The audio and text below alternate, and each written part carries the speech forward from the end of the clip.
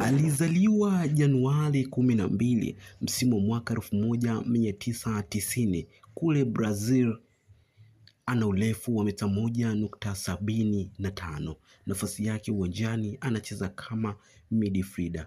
Wako midfielder wengi kuwahi kutokea, lakini mwamba huyu alionekana kuwa ni top of the top wa matopu wa midfielder. Ni miongoni mwa wachezaji walioshawahi kucheza katika klabu ya Young Africans na walifanya vizuri kabisa na kuonekana ni miongoni mwa wachezaji kuwahi kutokea ulimwenguni hata duniani kwa ujumla. Sio tu kwa ubora wake wa kusakata kabumbu, hata kupiga pasi za maajabu, pasi ambazo unaweza ukasema kama zimekidhi vigezo vyote vya FIFA. Usimkatie tamaa, ni miongoni mwa misemo inayotamba sana katika ulimwengu wa soka. Mwamba huyu ni miongoni mwa watu wanacheza na kufanya vizuri katika vilabu mbalimbali. Alishawahi kucheza katika klabu ya Paysandu na katika klabu hiyo alicheza mechi 2 tu. Je, unamjua ni nani?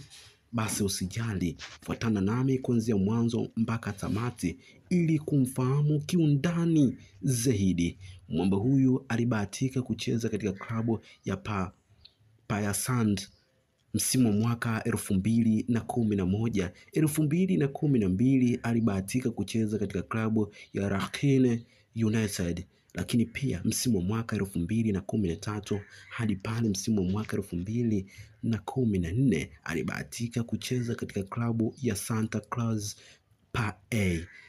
Baada ya kuonesha kiwango bora cha kuvutia katika klabu hiyo, vilabu mbalimbali vilitaka kuinasa saini yake na hatimaye msimu mwaka 2014-15 akaamua kujiunga na klabu ya TyroBet FC.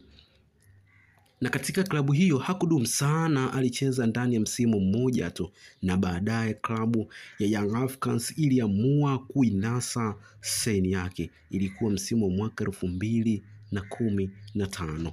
Baada ya kuonesha kiwango bora cha kuvutia katika klabu hiyo, vilabu mbalimbali vilitaka kuinasa saini yake na hatimaye msimu mwaka 2015 kutamatika, 2016 mwamba huyo akaamua kujiunga na klabu yake ya zamani ya Rakhine United na alibahatika kucheza mechi takriban 11 tu.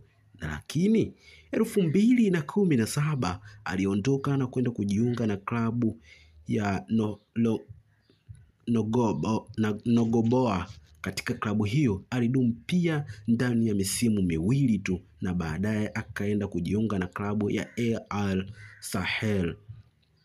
Lakini msimu wa mwaka 2020 mwamba huyu akaamua kwenda kujiunga na klabu ya Athuya United. Msimu wa mwaka 2021-2020 akaenda kujiunga na klabu ya Ondo United.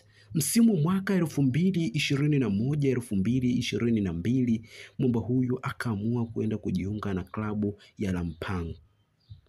2023-2024 akaamua kwenda kujiunga na klabu ya Ondo United na katika klabu hiyo amebahatika kucheza mechi takriban 21.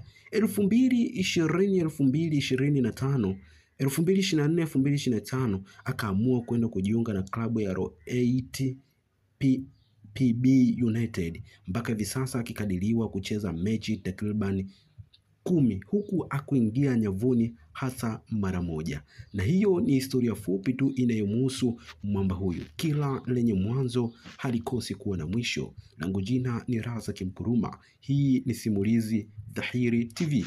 Usisahau ku like, kushare, kucomment na kusubscribe.